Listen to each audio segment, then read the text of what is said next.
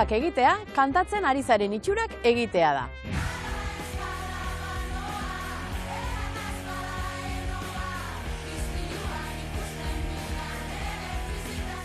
Hoi da playback, ez? Lanean playback egitea, ezer egiten ari ez, baina teklatuari soinua ateratzea da.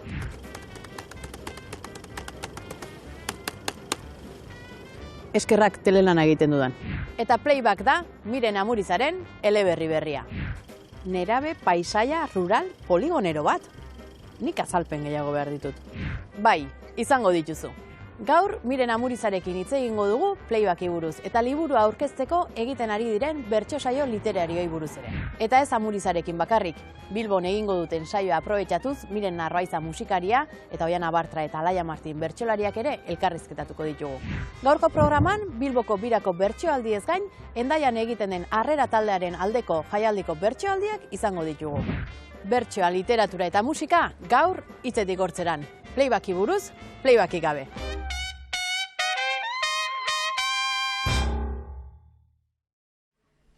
Bibazu kaixo bira plazerezko kabi, bagatoz ahots gorputz horri eta ari.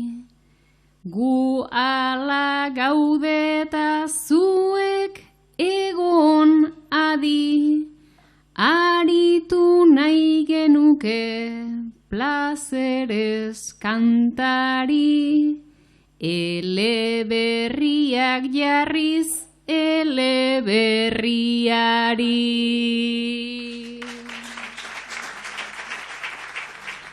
Playback esaten den moduan idazten da, eta da, zure umetako lagunik onenarekin beretxeko komunean isilgordeka sartzea eta atea kisketarekin ixtea.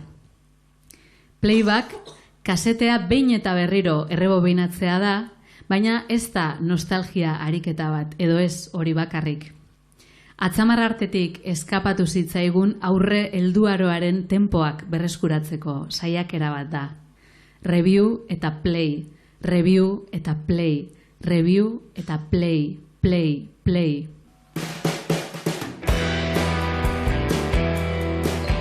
Playback izena du Miren Amurizaren bigarren eleberriak. Nerabe paisaia rural poligonero bat ekarri du liburu honetan. Eta paisaia hori aurkezteko bertso saio literario musikatuak egiten ari dira. Bilboko aurkezpenaren aurretik elkartu gara berarekin. Miren, zer da playback egitea?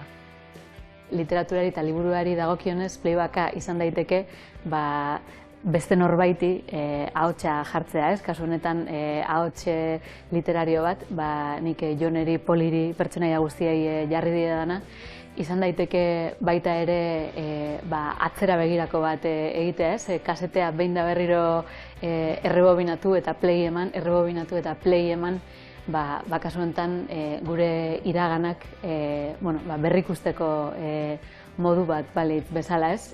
Baina, funtsean nik esango nuke playbacka alduzuna egitea izaten dela askotan, ez? Eta zuk bizitzan askotan egin izan duzu playback? Gero eta gutxiago esango nuke egiten dudala, nik esango nuke batez ere eta bertsoari edo plaza publikoari lotuta ateratzen hasi ginen garaietan, nik neure kasuan behintzat ez diskurtso batzuk, esateko, egiteko, egoteko modu batzuk oso ikasita nekartzala, ez? Eta orain atzera begiratzen dut eta zalantza egiten dut batzutan, ez? Zenbateraino ziren esateko edo egiteko era horiek neureak, edo zenbatean ari nintzen playback bat egiten kontestuak eta momentuak eskatzen zuenaren arabera, ez? Esango nuke, denok daukagula horretatik pixkat, ez? Enkajatu beharra, enkajatu nahia, baina, zeure ahotsaren eta zeure izatearen kontzientzia, ez? Hartu ahala, hortik apurtxo bat urruntzen joaten gara, edo, behintzat saiatzen gara. Alaia ama eta Oiana alaba. Familia txikia da, zuena, biok osatzen duzue. Zu Alaia aspaldi banandu zinen eta aspalditik egiten duzu zeure bizimodua. Lantzean bidaia bat, irakurle taldea han, saloiko dantzak hemen. Eta Oianak beste hainbeste bere aldetik, bere etxea, bere lana, bere sarea, bizimodu independienteak daramatzazue. Eta egunerokoan ez dizue askorik pixatzen horrek. Baina etortzen dira gabonak, edo urtebetetze egunak, edo ustez familian pasatu beharreko momentu hoiek, eta zu, Oiana, inbaditzen zaitu olako sentsazio kontraesankor batek. Alde batetik dago benetan egin nahi duzuna, eta bestetik egin behar zenukena. Eta amaitzen duzu amarengana joaten eta entusiasmo familiar bat antzesten. Adibidez gaur. Gaur da Alaiaren urteeguna, asteazken buruzuri batean. Eta Alaia, zuri ez aizu batere ondo etorri gaur Oiana zure etxean agertzea, ezen eukalako urteak ospatzeko gogorik, edo beste plan batzuk zenituelako, edo dena delakoagatik. Eta iluntzeko 7 dira, eta hor daukazu, alaba sukaldeko mailan jesarrita etxepeko txinoan erosi duen lore batekin. Urte betetzegunak joaten dira errez, famili zirkuloan hainbeste interes, ospatzea hartuta gaur egungo sedez, gauza nahiko raroa pasatu da berez. Amazu ez zaude pozik eta ni ere ez. Amazu ez zaude pozik eta ni ere ez. Postea beti uzten da amaren kargu, ta nik ez dut hartu nahi hainbeste enkargu. Familian zezpenean maiau da tabladu, ta ze esango dizut, hemen txegaragu. Plastikozko loreak oso usain ona du, plastikozko loreak oso usain ona du. Adinak ematen du lekuta tamaina, gero ezin duzuna ainerrez engaina. Gaur oparitu dizut zuk merezi aina, lore plastikozkoa eman dizut baina, loreari zuk ipini eiozu usaina. Loreari zuk ipini eiozu usaina. Emozio hauekin jartzen naiz urduri, zu ere hortxe zaude eta txuri-txuri.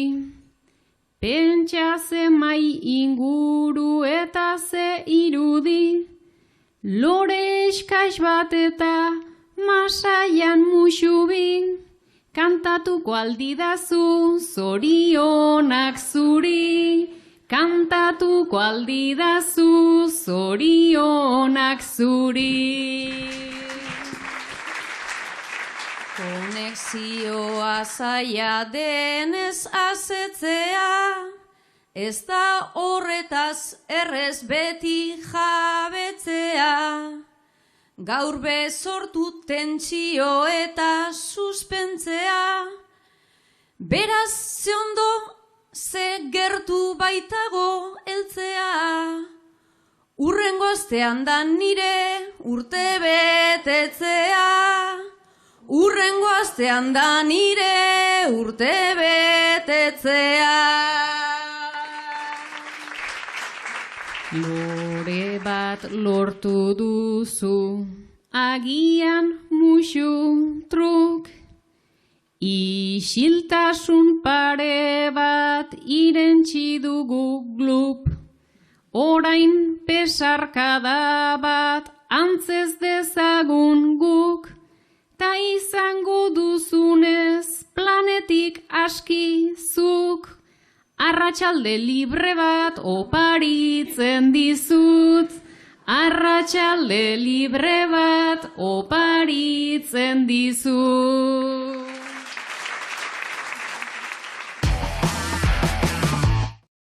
Nazioarteko egunek gai asko zabaltzen dituzte eta askotan balio izaten dute gai batzuk gizarteratzeko, ezta?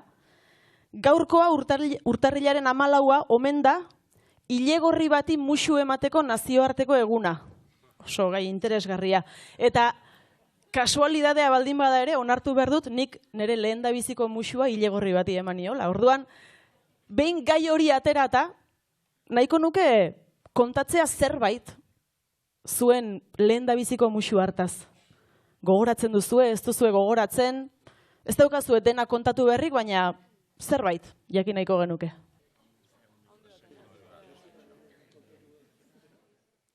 Aspaldi xama esan beharko da jamenden perspektiban, San Juanetako parranda baten, dantza baten jirabiran, ohartzerako bere Espainiak tamia zeuden nigan, ederra izan behar omen zuen, baina nazka eman zidan.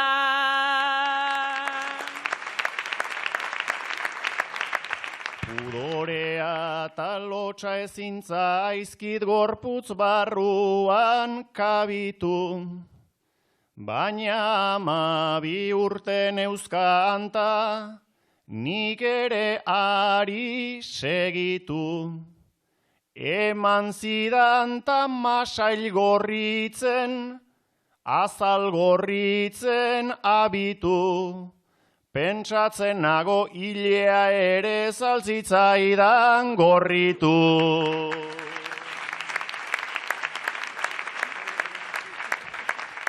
Hasi nintzan ta ama zentorren, begi ezkerrerantz jira, eskuinera beiratu eta izeba hurbiltzen ari da. Nerekin zegon adiskideak ala esan zidan tira, begiokerra altzara edo zeria izera begira.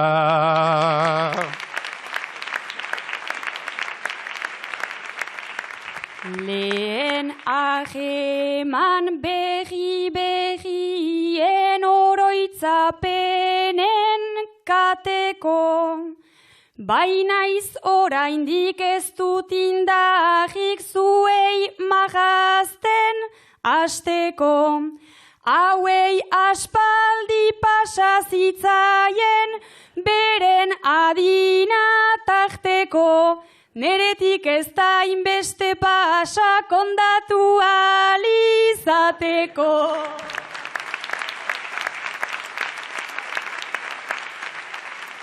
Mende erdia beteta gero utxune bat daramagu, azkarritxurak eginagatik beti zanaiz nahiko babu. Nori eta non emango nion ere ez dut oso klaru, hori horrela agian hobe, berak ere ahaztu badu.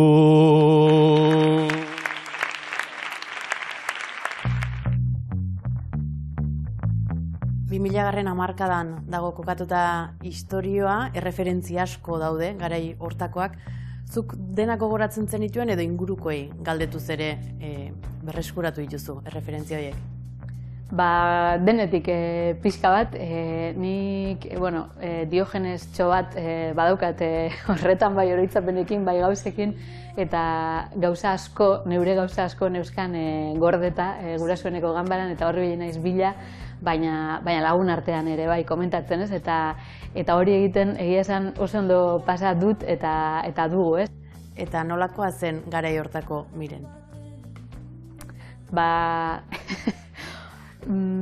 Orain baino ingenuagoa, gauza askotan, eta nerabezarora iritsira hori 15-16 urterekin izan zela, denontzat izaten den bezala, leherketa handi bat, nire kasuan trantsizio handi barik egin nuela, posa handiak, min handiak, nik uste denok bezala algenuena egiten zeharkatu genuena. Eta itzuliko zinateke garai hartara? Geratzeko ez.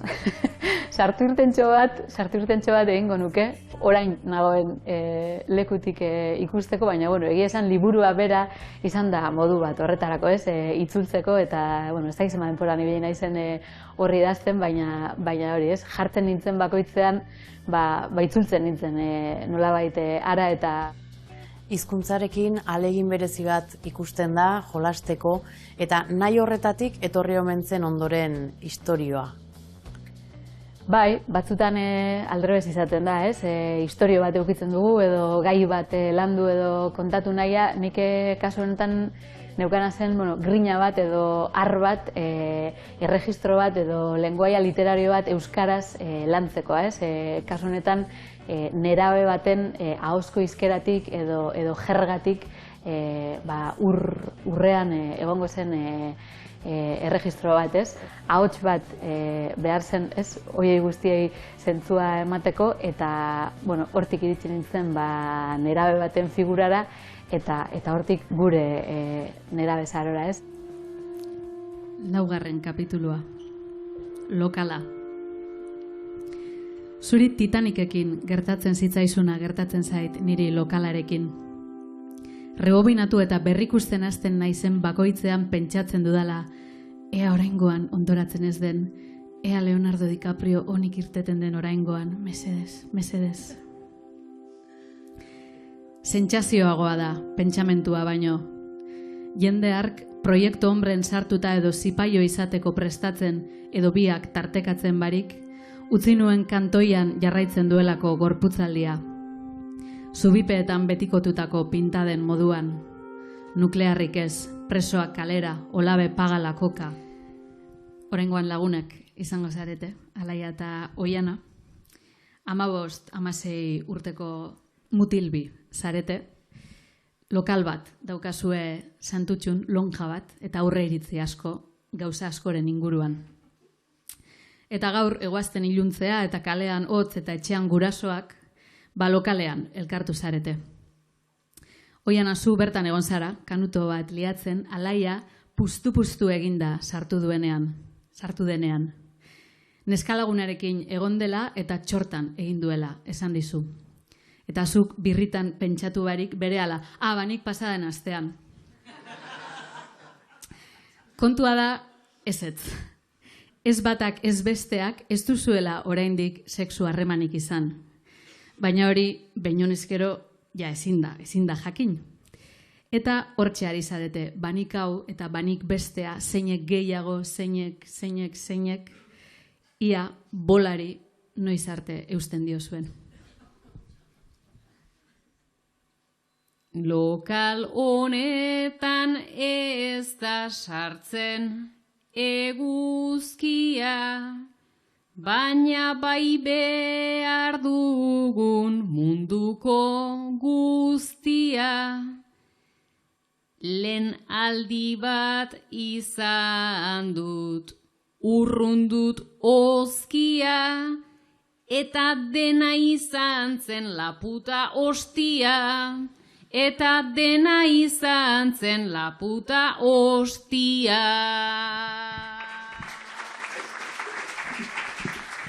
Beraz deskribapena oingoi eta azpi. La hostia puta zer da zuretzat zehazki. Bani hori tak gehiago. Izana ze hosti, eta kondoirik gabe egin nuen noski, eta kondoirik gabe egin nuen noski. Klaro hori hola da, ze bestela atxiz, zertan hasiko gara plastikori jantziz, egin genuen zutik gero alderantziz, ta ez dakit seguro 6 edo 8 aldiz, eta ez dakit seguro 6 edo 8 aldiz. Beraz oso ona da zure produktoa, nire hobea eta nire gustukoa.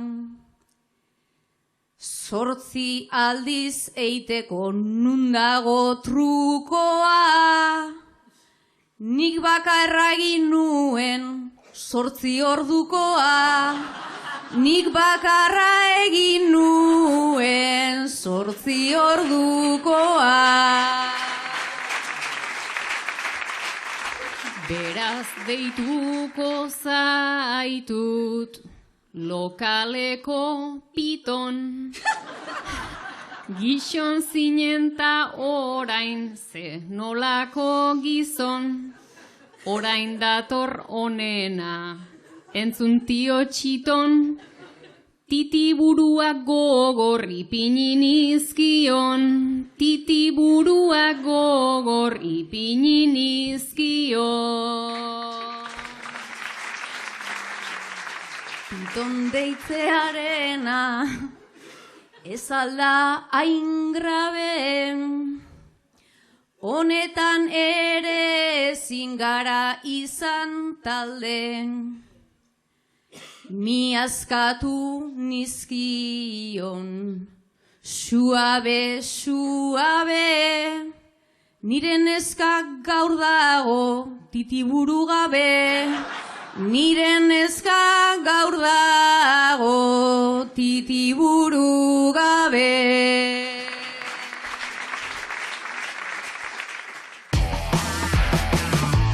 Maialen Unai, 20 urte beteko dira urten Euskal Herriko final batean gai hau jarri zizuetela. 3 ume txikiren gurasoak zarete. Aspaldiko partez, asteburu osoa zuek biok bakarrik pasatzeko aukera duzue. Laburbilduta kontatuko dugu oso argi geratu zela zuen arteko harremana ez zijoala oso ongi, ezta?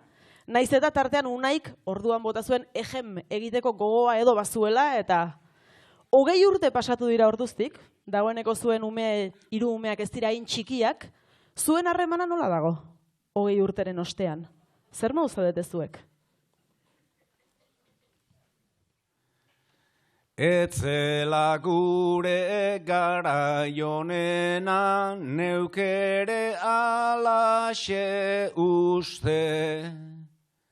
3 umetxo geure etxean, bakoitza arreta eske. Dagoeneko 20tik gora, 3 jaba dituzte, ta iruditzen baldin bazaizu, berriro hasi gaitezke. Berriz asteko nik banuke nahiko amets ta interes. Gure zikloa ja 3 edo 4 alditan biratu denez. Lehen maitasun deitzen genion naizta ohitura den berez. Lehen esateak lotsatzen nindun ta oraino ekerez.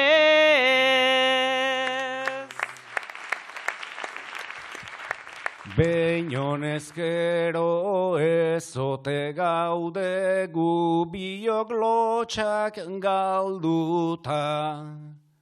Aukerak ere urriak dira, hori ezingo da uka.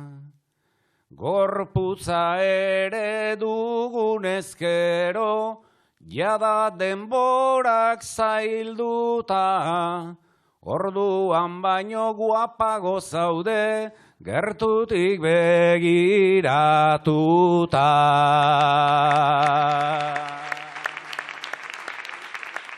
Zahdadeak bigundu egin du edo hasi da txoratzen. Ezin sinistu edade hontan asterik berriz loratzen. Guapago nago, guapogo zaude, biok gabiltz mejoratzen. Baina lehenengo musua ere ja ez dugu gogoratzen.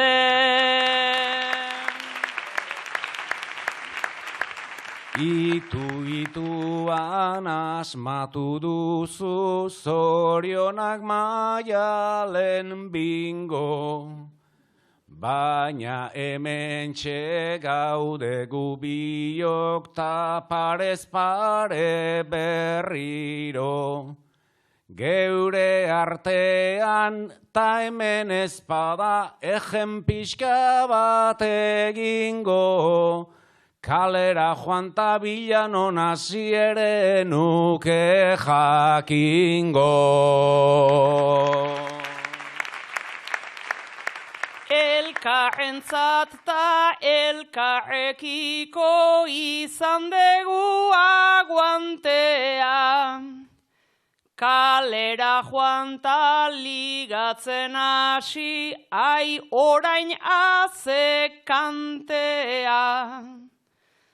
Ta aldiz egen saiatu ezkero, aspaldi gisa batea. Nork daki igual izan daiteke kirol emozionantea.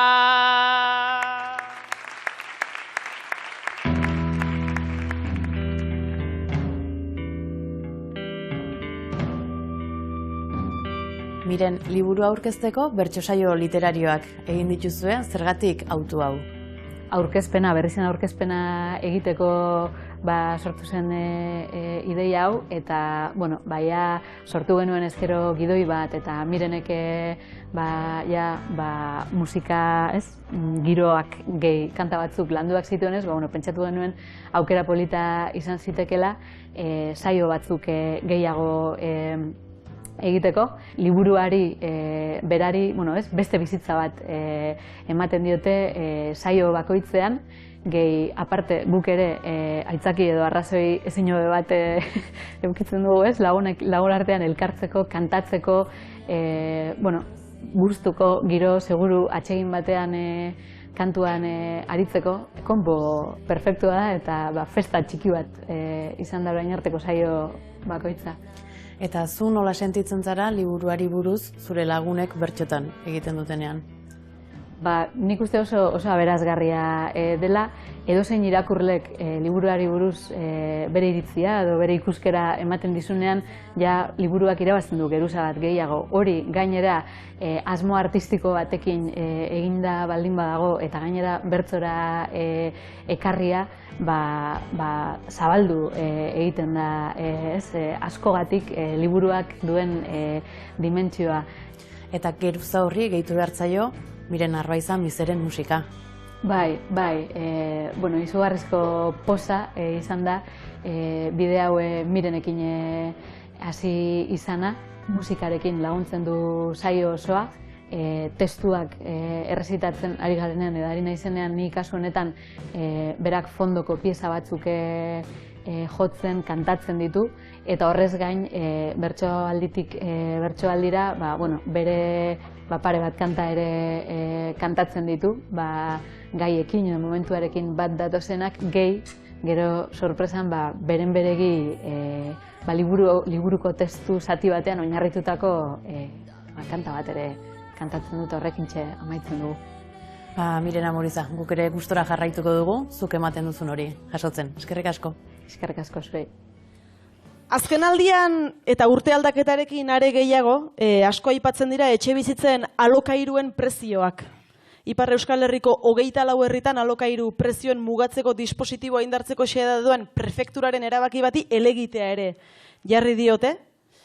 Eta zuek ama alabak zarete, irantzuzu izango zara gaztea, dagoeneko independizatzeko adina duzuna, baina oraindik amarekin bizizarena besterik ezean. Eta azken aldian, biei ari zaizue gerozta zailagoa egiten etxeko egoera. Independentzia da, bizi oinarria, gaur egungo gaztek, asunto larria, prezioa aingora, baitago jarria, zaila da ipintzea hor lehenarria, tazuk gogoa ere ez izugarria, tazuk gogoa ere ez izugarria. Beti gozoago da amaren magala, baina nik ere egin dut alegin apala, lanean gogortuaz burua azala, etzaidazu so egin luzatu ala, oino nere ejua balitza bezala, oino nere ejua balitza bezala. Ez da zure errua, ez hartu horrela, alokatze kontua, da zulo itzela, sosaskorik ez duten gazten kartzela, baina gazteak ere onar dena dela, bizi nahi duzuela printzesak bezala, bizi nahi duzuela printzesak bezala. Nik maia txukundu basera egin bai, beti behar bainauzu hemen eta orai, hemendik joan nahi nuke, ta izek ditan blai, Siberuan soilik naiz bat ordaintzeko gai, zure gandik ainujun ez nuke joan nahi, zure gandik ainujun ez nuke joan nahi.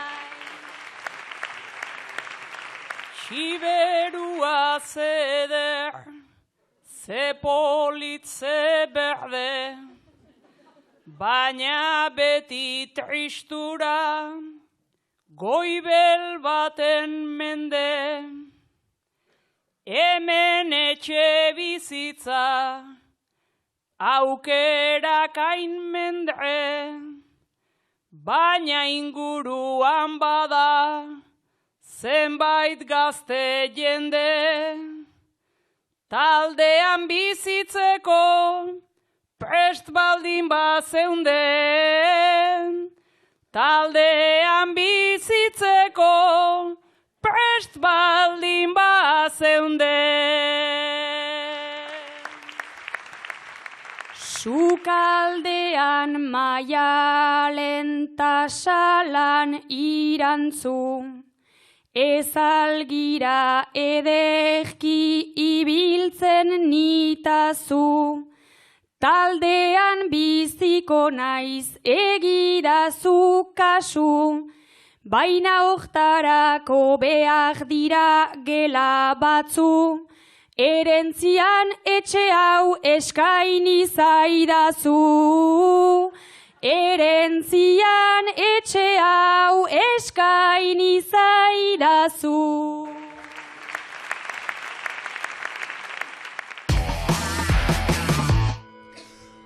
Seigarren kapitulua. Playbacka. Neskato bi agarreko komunean.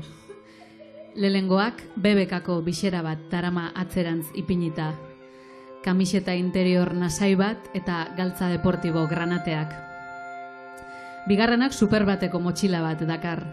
Puntiladun prakalaburrak eta niki turkesa bat barrena kuellotik bera sartuta top bat balitzlez. Biseradunak eskubete kalkomania atera du poltzikotik. Zein nahi duzu, armi-arma ala Kasper? Ezein ere ez. Ez duzu tatuajerik nahi? Esaten dute droga daukatela barruan eta azaletik sartzen zaizula. Nork esaten du hori? Jendeak? Ni jendeari ez diot sinesten. Ipini du armi-arma ezkerreko besoan. Oraingoan, umebi izango zarete, 7 urteko umebi, 2 ume klase diferente. Oiana da ume klase hori edozein lekutan giltzapetuta geratuz gero toma esa, pentsatzen duena. Arriskua, emozioa, jolasa ikusten dituena. Eta alaia da guztiz kontrakoa. Alaia da ate bat ixten den bakoitzean arnasa estutzen zaion ume klasea. Hipokondriaka samartxoa. Eta gaur igande arratsaldea da, eta Oianak bere etxera gonbidatu zaitu, alaia. Eta zaudete fase batean dena batera egiten duzuena, dena. Eta orduan komunera ere elkarrekin joan zarete. Eta Oianak kisketarekin itxi du batea, eta halako batean alaia irribarretxu esan dizu, ui, ezin da zabaldu. Oiana zuretzako fantasia bat da hau. Alaia zurbiltzen hasita dago.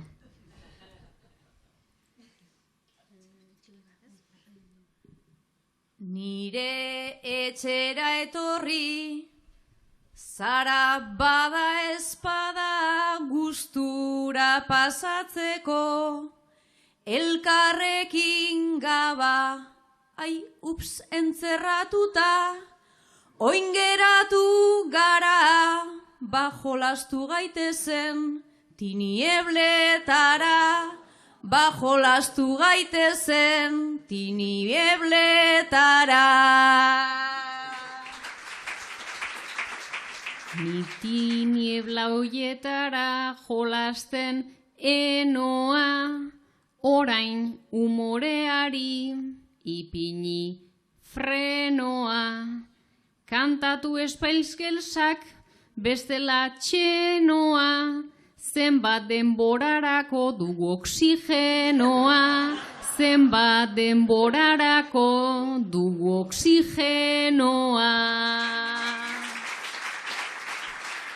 Beraz egin zarela pixkat apuratu, tinieblena etzaizu gehiegi gustatu. Ta orain behar dituzu horren beste datu. Bada espada etzazu arnasarik hartu, bada espada etzazu arnasarik hartu.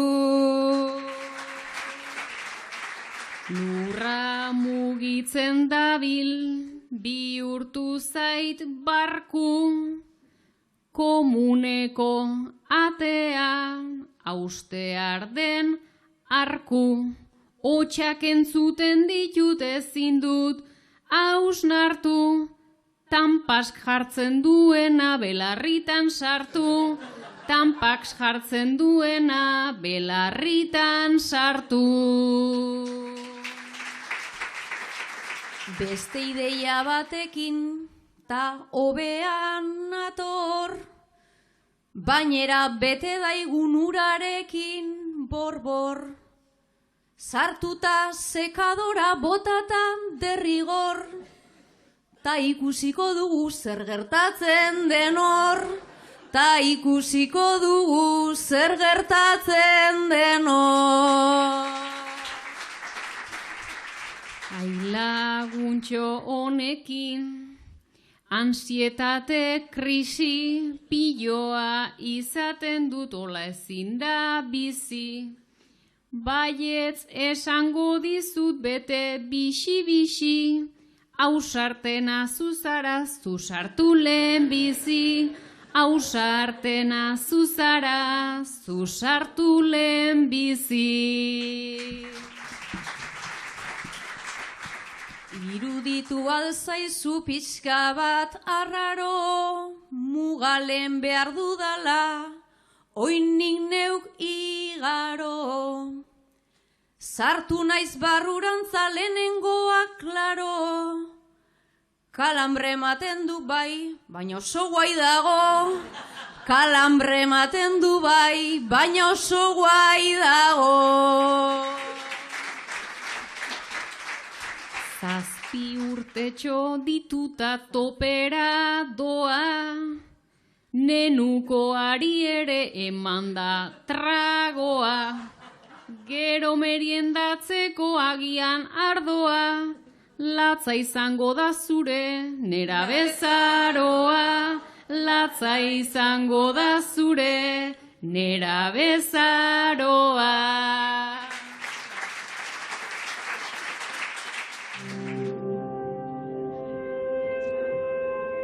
Miren Arbaiza jartzen die musika playback aurkezpenetako saioei. Bertsolarien albotik adi jarraitzen ditu esaten dituztenak, eta playback liburuaren atmosfera sortzea da bere lanetako bat.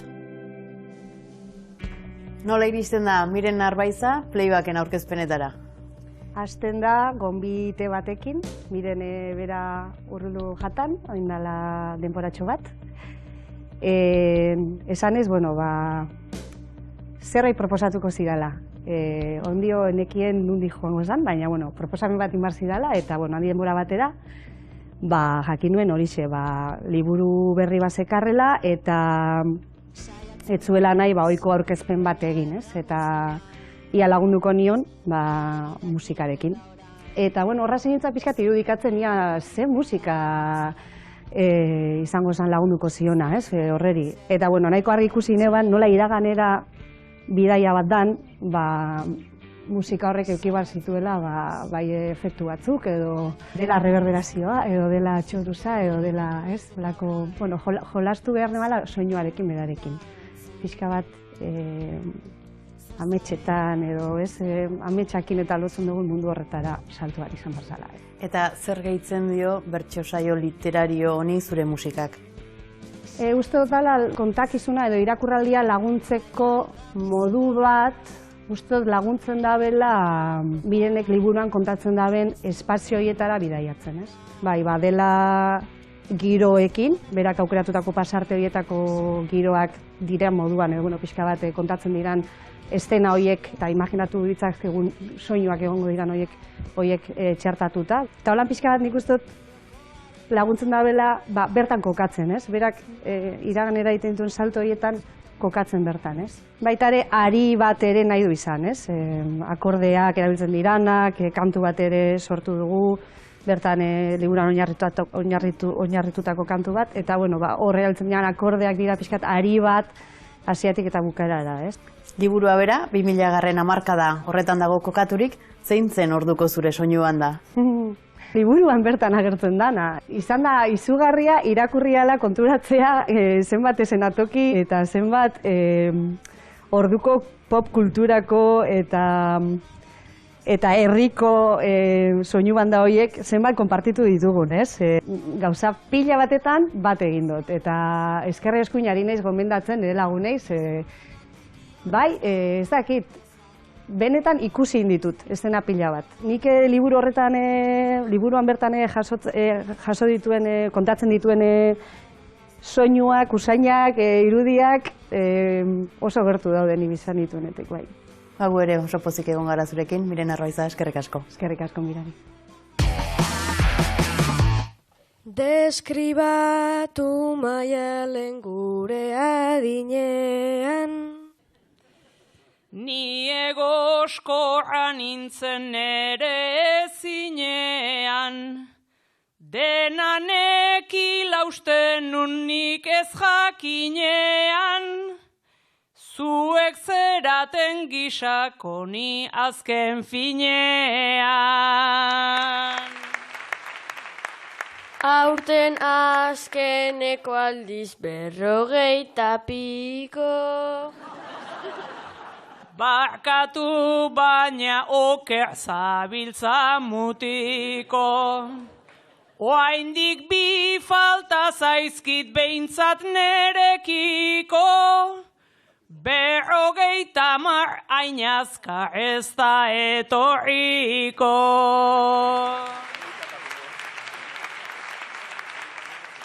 Zuk hiru txapeleta ametsek bakarra, Ni berdintzeko dauka segitu beharra, iguala apatuko nautirri eta tarra, bai ailegatzen bada 50 marra.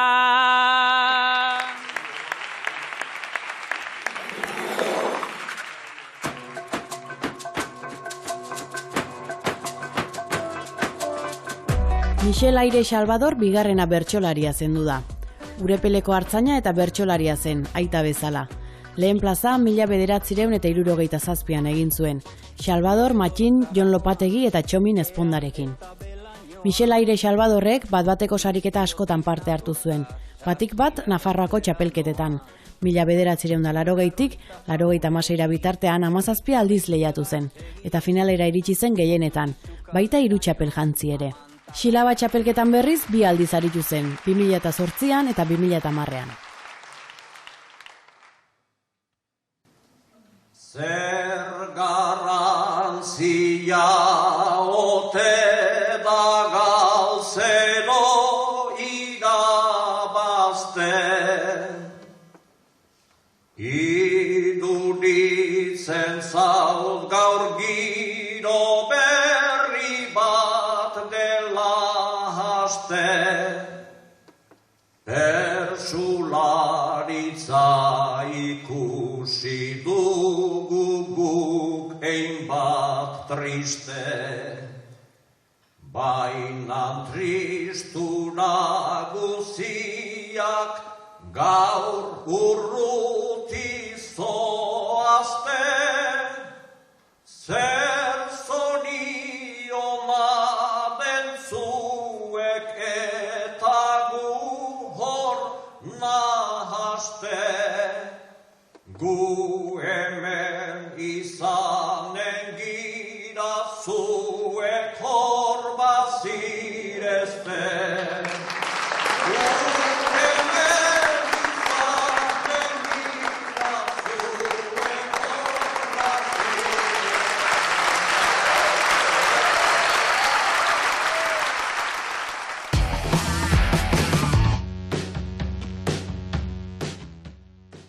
Alaia Martin eta Oiana Bartra bertxokide eta lagunak dira. Bertso saio literarioaren aurretik egin dugu laguntasunaren playbacka eurekin. Playback liburuan laguntasunari buruz hitz egiten da, zuek noizti zarete lagunak? Nik uste elkar ezagutu genuela Santutxuko bertso eskolara etorri zinenean, ezta? Batean, garai baten batez ere Gipuzkoarrak etortzen ziren Santutxuko bertso eskolara, eta batean agertu zen olan izaki argitsu bat, eta hor ezagutu genuen elkar. Lehenagotik Oiana Bartra ezagutzen nuen, baina lehenengo harremanak, lehenengo parrandak, lehenengo bertsoaldiak uste dut garai hortan izango zirela, bai. Eta Miren Amurizaren lagunak noizti zarete? Nik olan ez dagoat olan argi, baina badaukat olan buruan, behin lehenengo egin genuenean plan bat batera, elkarrekin mano joan ginen bertso egun batera, eta zurekin ere egon ginen afaltzen eta goratzen dut. Eta bai, hori izan zen pixkat, nik uste dut erabaki genuenean elkarren lagun izan nahi genuela. Mirenekin esango nuke lehenengo aldiz topo, lezoko topagunean egin nuela. Ez elkarrekin hitz egin, baina elkarrekin topo bai, eta gero lehenengo bertso saioa elkarrekin horrela eskuz esku buruan dut, Arantzako bertso afari bat izan zelako, eta lehenengo aldiz kotxea konpartitu eta, bueno, konexio hori nola eta noiz sortu zen baita ere gogoan dut. Nik badakit zuek 2000garren hamarkadan nolakoak zineten, baina kontatu hitzetik hortzerako ikusentzulei, nolakoak zineten zuek? Esango nuke intentsitate handiz bizi nuela dena, oraindik ere bai, baina bueno, ez, pixkat pentagrama estutu da, pasio handiz bizi nuela garaia hartan politikagintza izendatzen genuena, gaur egunera bizi dut, baina beste espektro eta era zabalagoan, nera bezaro oso intensoa bizi zuen norbaitek, eta norbait bezala, eta, bueno, harremanei garrantzi handia ematen zien norbait, eta hori bai. Bueno, bai, pixkat alaiarekin bat, uste dut izan zela garai batez oso intentsoki izan genuena, pixkat mundua jatearen sentsazio hori, eta bueno, ez, gauza asko egin, eta beti besteentzako, eta beti pixkat ez, kalde oso kaletar, eta bueno, gauza saltza askotan sartuta. Eta bertsolaritza nola bizi zenuten? Bueno, segurazki inoiz bizi izan dudan sanoen, esango nuke. Gozamenetik, plazerretik, jolasetik eta pixkat goma funtzio hortan eta hurbildu eta urrundu nahi eta sentitu ala egiten nuela.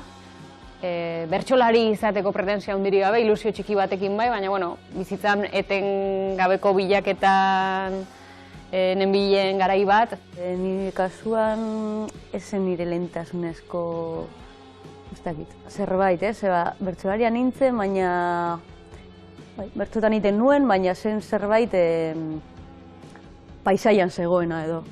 Zergatik gomendatuko zenukete playback liburua irakurtzea? Niretzako izan da disfrutatu duan liburu bat infinito, eta justo guretzako bada gure garai oso konkretu bateko liburu bat, eta niretzako zen denbora guztian guretzako ezagunak ziren referentziak, eta ni banaiz irakurtzalea, baina ez naiz oso ez negar egitekoa, ez barre egitekoa liburuekin, eta honekin barre egin dut denbora guztian. Emozionalki asko mugitzen duen liburu badela, eta barretik esan duzu, eta nik ere barre mordo bat egin dut, eta oraindik desmitifikatu gabeko gauza, barruan intuitutako, baina oraindik hitzez desmitifikatu gabeko gauza batzuk ez, horri datzita ikusteak ez poza eta lasaitasun eman dit, eta ero ni unkitu egin naiz. Eta bestetik uste dut liburu mugarri badela, idazkerari dagokienean ere, lehendik ere Mirenek nola idazten duen badakigu, baina uste dut beste jauzi badagola, beste norabide batea, beste uniberso bat irekitzen diola euskarari berari eta literaturari, eta uste dut benetan liburu garrantzitsu bat dela eta izango dela. Oiana eta Alaia, eskerrik asko gaur, zuen unibertsoa, guri zabaltzeagatik. Nire esker. Nire bertsolari gustukoena Julio Soto da, eta galdetu nahi nizuke, kantatu dituzun bertsoetatik zein den zure gustopena? Bertsorik gustukoena behar bada 2019an Nafarroko finalean kantatutako azken agurra izan daiteke. Asko dira eta aukeratzen zaila da, baina uraxe aukeratuko nuke bat aukeratzekotan. Ez da bapateko bertsoa, eta agian ez da oso txukuna horrelako bat aukeratzea, baina niretzat balio handia duen bertso bat da.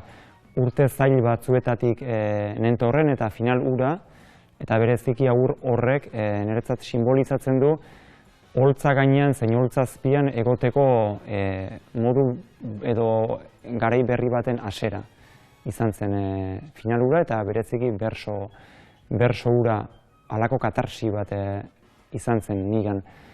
Orduan horregatik diot maitasun berezia bertso horri, bere poz eta bere min ederra da bizitzea zioen bukaerak, eta bueno, kantatzen nuen unea asko disfrutatu nuen, berezia izan zen niretzat, eta geroztik beti utzi dit aho zapore oso ederra bertso hark.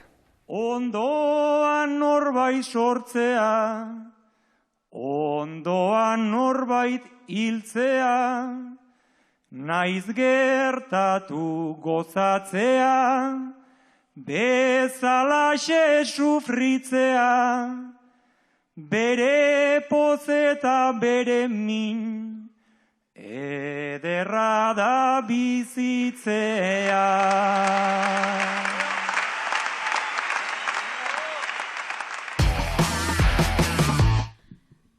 Ona euki alzen dun nerabe garaia, oraindik nerabea da sarri alaia. Baina oraindik baduzu ulertzeko gaia. Gaur gustora egin dut harako bidaia. Bizi izan alzinen zoriontsu edo. Eske galdera hori enuen espero. Bueno, zoriontsua egin zara gero. Negar egiten nuen gauero. Baina esaten nuen ondo nengoela. Bizirauteko hori da gure koktela. Gutxi gora bera da gaur egun bezala. Eta bueno, nire enek nolako novela. Erosi ez duenak erosi dezala. Propaganda egiteko da gure atala. Ederra du mamia, ederra azala. Bueno, hain justu ere da miren bezala. Baina beteta dago gutxienez bira.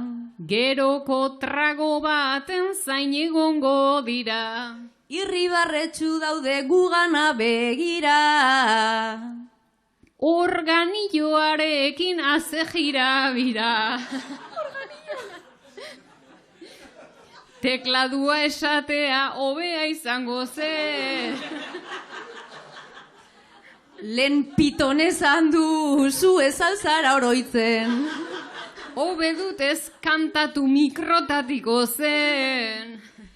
Lehenagoko garaian hobeto gentozen. Musikarekin beti dadana hobea. Nik enuke jarri nahi despertadorea. Hori katxarrito eta ordenadorea. Gaurkoan izan dugu konpaini noblea. Nire arima ez dago jada ingaztea. Ni bezalakoa bada larrez da astea. Baina segi nahi nuke izaten askea. Hori tokatzen zaigu danoi ikastea. Amaitu beharko da pixka-pixkanaka. Beste laldatuko da erlojuko data. Hemen eman diegu sekulako lata. Goxoa izan dadila biharko resaka.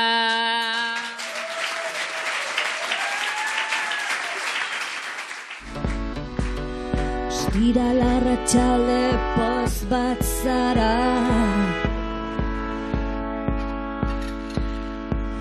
Ostira larratxalde poz bat zara.